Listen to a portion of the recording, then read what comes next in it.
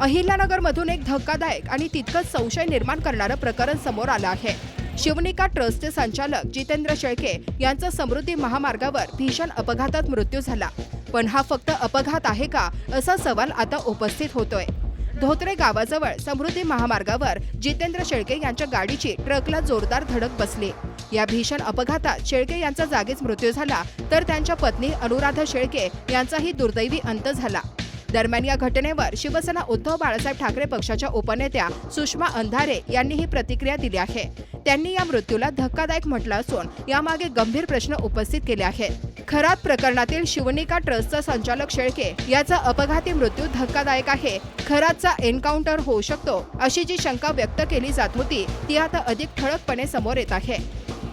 खरात प्रकरणातील एक महत्त्वाची कडी शिवनिका ट्रस्टचे वन ऑफ दी संचालक शेळके यांचा अपघाती मृत्यू झाल्याची बातमी ही अत्यंत धक्कादायक आहे।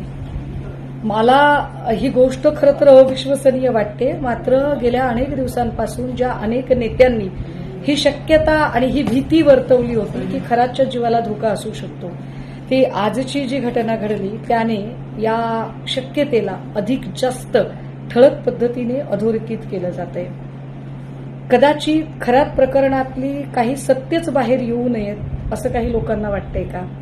आणि असं असेल आणि तरीही SIT अजूनही तपासाची गती वाढवत नसेल आणि या लोकांच्या चौकशा होत नसतील तर अजून जास्त संशयाचं धुकं वाढत चाललंय। शेळके हा गुन्हेगारच होता की नव्हता हे कायद्याने ठरवलं असतं। शिक्षा कायदा देईल, कोणाचाही जीव घेण्याचा अधिकार कोणालाही नाही। पण जी घटना आजची घडली ती मात्र एकूण तपास यंत्रणा आणि एकूण शासन व्यवस्था या सगळ्यांवरच प्रश्नचिन्ह निर्माण करणारी आहे एवढं नक्की।